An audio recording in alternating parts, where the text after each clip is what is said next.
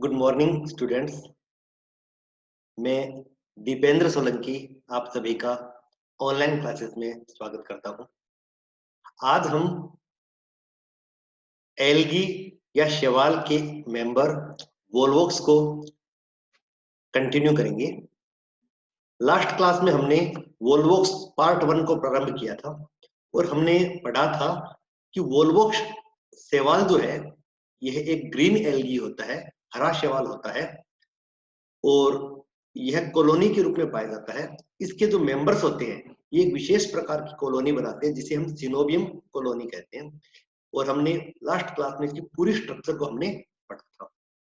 और आज की क्लास में हम प्रारंभ करेंगे कि वोल्वोक्स जो है इसमें रिप्रोडक्शन किस प्रकार से होता है, किस प्रकार से ये रिप्रोडक्शन या प्रजनन की प्रक्रिया के द्वारा नई कॉलोनी का निर्माण करते हैं। इस संपूर्ण प्रक्रिया का अध्ययन जो है हम आज की क्लास के अंदर करेंगे। तो चलिए शुरू करते हैं हम आज की क्लास वोल्वोक्स, जिसके अंदर हम आज एसेक्सुअल रिप्रोडक्शन को पढ़ेंगे। क्योंकि वोल्वोक्स जो है इसमें दो प्रकार से प्रजनन पाया जाता है, रिप्रोडक्शन दो प्रकार से होता है। पहला एसेक्सुअल या अलैंगिक प्रकार का प्रजनन, दूसरा सेक्सुअल या लैंगिक प्रकार का प्रजनन। तो आज की क्लास में हम वोल्वोक्स के अंदर एसेक्सुअल रिप्रोडक्शन को हम पढ़ेंगे। अगर हम बात करें, जैसा कि अभी हम बात कर रहे थे कि वोल्वोक्स जो है उसमें प्रजनन जो है दो प्रकार से होता है, एसेक्सुअल और सेक्सुअल विधि से। और ये जो एसेक्सुअल रिप्रोडक्शन होता है सामान्यतः बसंत ऋतु में या ग्रीष्म ऋतु में होता है, जबकि जो लैंगिक प्रजनन है ये सामान्यतः ग्रीष्म ऋतु के अंत में होता है। अब यहाँ पर ये टाइमिंग जो है इसके बारे में एक जनरल अगर बात करें तो एसेक्सुअल रिप्रोडक्शन जो है सामान्यतः फेवरेबल कंडीशन में होता है। फेवरेबल कंडीशन का मतलब होता है कि जो वोल्वोक्स जो है इसके लिए परिस्थितियां जब अनुकूल होती है, जब बसंत ऋतु होती है, ग्रीष्म ऋतु होती है, उसमें परिस्थितियां अनुकूल होती है तो उस समय एसेक्सुअल रिप्रोडक्शन होता है। क्योंकि परिस्थितियां जब अनुकूल होती है तो वोल्वोक्स जो तेजी से ग्रो करता है और इसलिए यह तेजी से ग्रो करने के लिए एसेक्सुअल रिप्रोडक्शन करता है। लेकिन जब परिस्थितियां विपरीत होने लग जाती है, ग्रीष्म ऋतु का जो अंत का समय जब होता है उसमें गर्मी बहुत तेज होती है, पानी जो है इसकी उपलब्धता कम होने लग जाती है, तो जब परिस्थितियां प्रतिकूल होने लग जाती है उन परिस्थितियों में लैंगिक प्रजनन जो है यह प्रारंभ होता है। तो इस प्रकार से हमने देखा कि वोल्वोक्स जो है इसमें दो प्रकार से प्रजनन संपन्न होता है, एसेक्सुअल तरीके से और सेक्सुअल तरीके से। तो सबसे पहले प्रारंभ करते हैं हम एसेक्सुअल रिप्रोडक्शन या अलैंगिक प्रजनन। लास्ट क्लास में हमने पढ़ा था कि वोल्वोक्स का जो सिनोबियम होता है, सिनोबियम यानी वोल्वोक्स की कॉलोनी को ही हम सिनोबियम कह रहे हैं। तो वोल्वोक्स की जो कॉलोनी होती है उसके अंदर दो प्रकार की कोशिकाएं पाई जाती हैं, अपेक्षाकृत छोटे आकार की कायिक कोशिकाएं और अपेक्षाकृत बड़े आकार की जनन कोशिकाएं। दो प्रकार की कोशिकाएं हैं। कायिक कोशिकाएं प्रजनन नहीं करती हैं और जनन कोशिकाएं जो है केवल यही प्रजनन की प्रक्रिया में भाग लेती हैं। तो ये जो जनन कोशिकाएं होती है इन्हें रिप्रोडक्टिव सेल्स कहते हैं। इन्हें हम गोनीडिया के नाम से भी जानते हैं, जिनके द्वारा अलैंगिक प्रजनन की प्रक्रिया संपन्न होती है।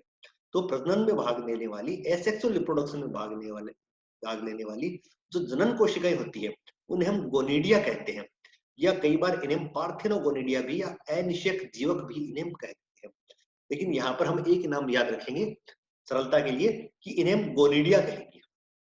ये गोनीडिया जो है अन्य जो कोशिकाएं होती है, जो वेजिटेटिव सेल्स होती है, इनसे आकार में तुलनात्मक रूप से बड़ी होती है।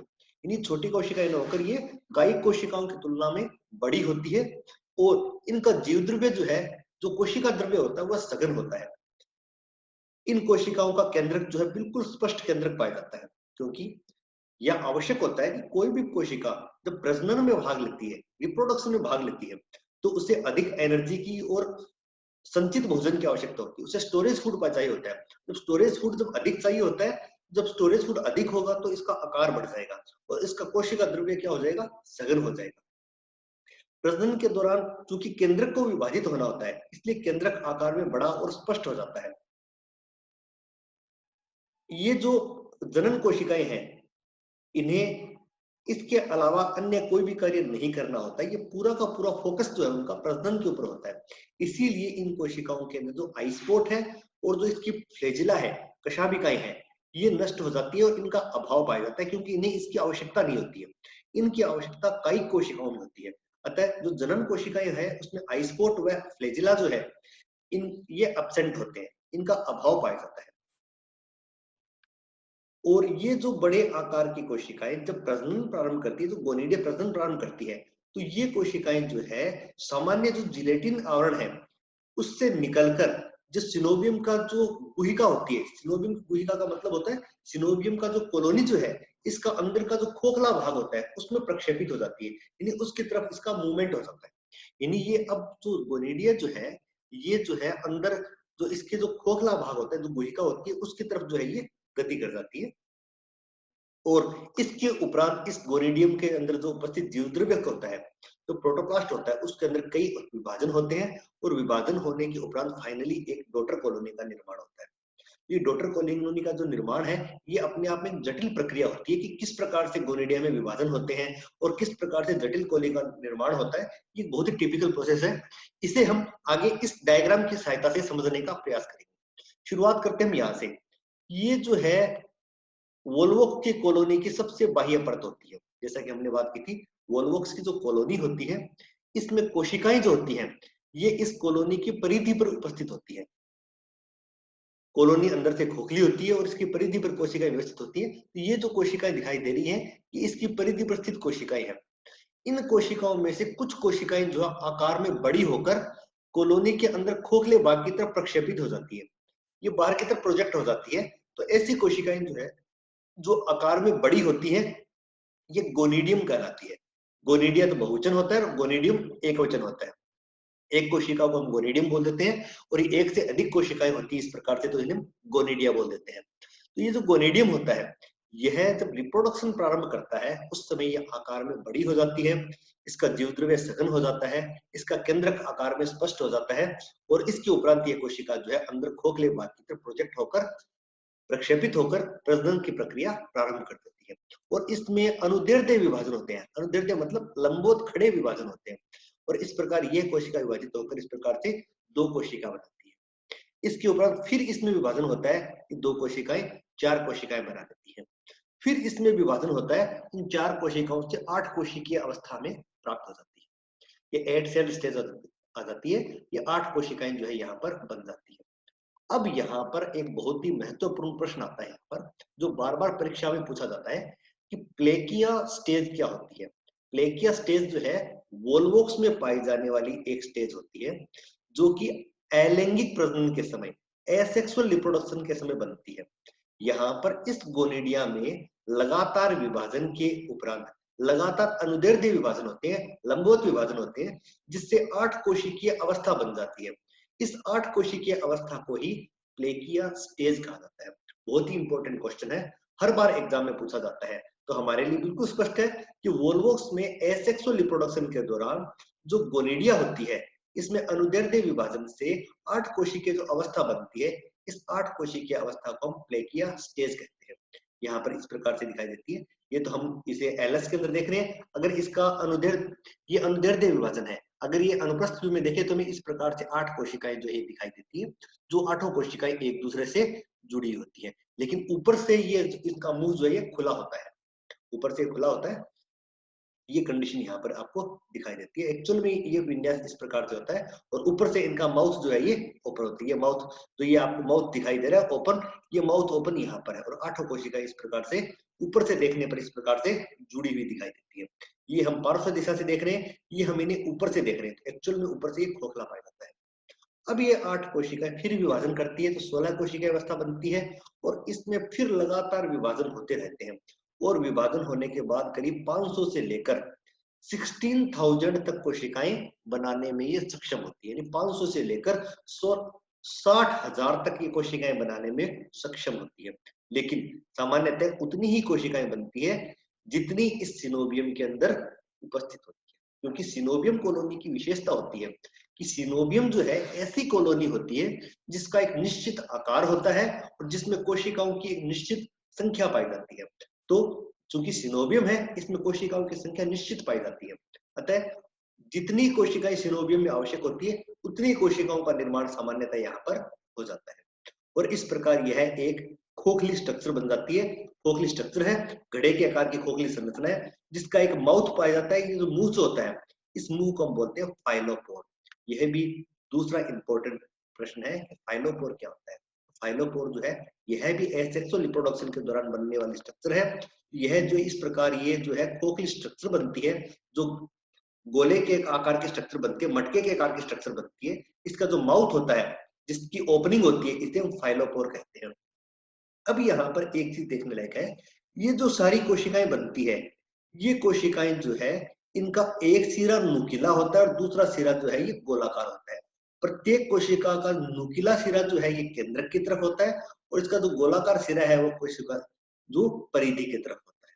यानी ये जो कोशिकाएं बनती है, वापस मैं रिपीट कर रहा हूँ इसको, कि ये जो कोशिकाएं बनती है, इन कोशिकाओं का नुकीला सिरा जो है, यानी अग्रभाग जो होता है, यह केंद्र की तरफ होता है, जबकि इसका पश्च भाग जो है वो गोलाकार सिरा होता है, वह परिधि की तरफ होता है। परंतु वोल्वोक्स जो होता है, वोल्वोक्स की जो कॉलोनी है, इस वोल्वोक्स की कॉलोनी में यहाँ पर आप देख सकते हो इस प्रकार से कि ये जो है, इसका अग्र सिरा जो है ये अंदर की तरफ होता है और पश्च भाग जो है पीछे की तरफ होता है। लेकिन कॉलोनी जो बनती है, कॉलोनी के अंदर हमें पता है, कॉलोनी के अंदर जो नुकीला सिरा है ये बाहर की तरफ होता है। यानी यह जो कॉलोनी जो भी बनी है, इसका विन्यास जो है वास्तविक कॉलोनी से उल्टा है। तो हमें क्या करना पड़ेगा, वोल्वोक इस समय इन्वर्जन ऑफ कॉलोनी करता है। इन्वर्जन ऑफ कॉलोनी का मतलब होता है कि इसका जो नुकीला सिरा या अग्रभाग है, यह अब परिधि की तरफ हो जाएगा, और जो बाहर जो उपस्थित जो भाग है, गोलाकार भाग है, यह केंद्र की तरफ आ जाएगा। इसे कहते हैं इन्वर्जन ऑफ कॉलोनी। और इस कॉलोनी का इन्वर्जन करने के लिए एक विशिष्ट प्रक्रिया होती है। यह जो भाग होता है, फाइलोपोर के जस्ट सामने वाला भाग, तो फाइलोपोर जस्ट सामने वाला सिरा भाग है, यह फाइलोपोर की तरफ मूवमेंट प्रारंभ करता है। यहाँ पर देखिएगा, यह जो भाग है, इसका मूवमेंट फाइलोपोर की तरफ प्रारंभ होता है, और जैसे जैसे इसका मूवमेंट फाइलोपोर की तरफ होगा, फाइलोपोर का मुंह जो है ये धीरे धीरे जो चौड़ा होने लग जाता है। फाइलोपोर का मुंह जो धीरे धीरे चौड़ा होता है, और इसकी उल्टी दिशा में गति होती है। यानी केंद्रीय भाग जो है ये तो फाइलोपोर की तरफ गति करता है, और बाकी जो भाग है उल्टी दिशा में गति करते हैं। वो गति करते हैं, फाइनली जो है यह कॉलोनी जो है, इसका आकार उल्टा हो जाता है, जिसे हम इन्वर्टेड कॉलोनी कहते हैं। और यहाँ पर जितनी भी कोशिकाएं हैं, उन सभी का अग्रभाग जो नुकीला सिरा है, यह अब परिधि की तरफ हो जाता है। और फाइनली यह फाइलोपोर जो है, यह शीर्ष भाग से विपरीत दिशा के अंदर केंद्रीय भाग की तरफ चला जाता है, और ये कॉलोनी यहाँ पर कंप्लीट हो जाती है। फाइलोपोर जो है फाइनली ये यहाँ पर गायब हो जाता है। इस प्रकार एक खोखली कॉलोनी बन जाती है। इस कॉलोनी के जो मेंबर्स होते हैं, इस कॉलोनी के मेंबर में अभी तक फ्लैजिला आदि उपस्थित नहीं है। अब यहाँ पर ये जो कॉलोनी होती है, इस कॉलोनी के जो सदस्य है, ये सभी सदस्य जो है फ्लैजिला का डेवलपमेंट करते हैं। इसके अलावा अपने चारों तरफ जिलेटिन का आवरण स्रावित करते हैं, क्योंकि जैसा कि हमने पढ़ा था कि वोल्वोक्स की जो कॉलोनी होती है, इसके प्रत्येक मेंबर जो है, प्रत्येक सदस्य के 2 फ्लैजिला होते हैं, और इस कॉलोनी के चारों ओर जिलेटिन का एक आवरण पाया जाता है। तो यह जो यंग कॉलोनी बनती है, इसके द्वारा अपने चारों तरफ जिलेटिन के आवरण का श्रावण किया जाता है, और सभी जो है ये 2 फ्लैजिला जो है ये विकसित कर लेते हैं। तो इस प्रकार जो है वोल्वोक्स जो है, वोल्वोक्स के अंदर द्वारा गोनिडियम जो है, यह एसेक्सुअल रिप्रोडक्शन के उपरांत एक डॉटर कॉलोनी का, यंग कॉलोनी का, डॉटर कॉलोनी का निर्माण करता है, जिसे हम पुत्री कॉलोनी कहते हैं। यहाँ पर हमें इस प्रकार से दिखाई देती है। यह वोल्वोक्स की पेरेंट कॉलोनी है, मदर कॉलोनी है। इसमें इस प्रकार से छोटी छोटी डॉटर कॉलोनी बनी हुई होती है, जो कि इसके खोखले भाग के अंदर जो है स्थापित रहती है। इसके अंदर ये सस्पेंडेड रहती है। जब भी इस पेरेंट सेल की डेथ होती है, उस समय ये डॉटर कॉलोनी मुक्त होकर पानी के अंदर आ जाती है, अथवा कई बार जो गोनिडियम वाला जो स्थान है, वहां पर एक छिद्र बनता है, इस छिद्र के द्वारा ये कॉलोनी बाहर आ जाती है। इस प्रकार हम देखते हैं कि जो वोल्वोक्स है, वोल्वोक्स के अंदर जो है कई डॉटर कॉलोनीज जो है, इसका निर्माण होता है एसेक्सुअल रिप्रोडक्शन। इस प्रकार हमने पढ़ा आज की क्लास में कि किस प्रकार से वोल्वोक्स जो है, इसके अंदर एसेक्सुअल रिप्रोडक्शन होता है, और एसेक्सुअल रिप्रोडक्शन के उपरांत जो है वोल्वोक्स के द्वारा अपनी डॉटर कॉलोनीज का निर्माण जो है ये किया जाता है। और अब अगर आप माइक्रोस्कोप से देखते हो, ये माइक्रोस्कोप से देखा गया डायग्राम है। माइक्रोस्कोप से देखने पर हमें इस प्रकार से वोल्वोक्स की कॉलोनी जो है ये दिखाई। सभी को बहुत बहुत धन्यवाद जुड़े रहने के लिए। आगे की क्लास में वोल्वोक्स की जो नेक्स्ट क्लास होगी, उसमें वोल्वोक्स में हम सेक्सुअल रिप्रोडक्शन को पढ़ेंगे। तब तक के लिए सभी को धन्यवाद। Thank you very much.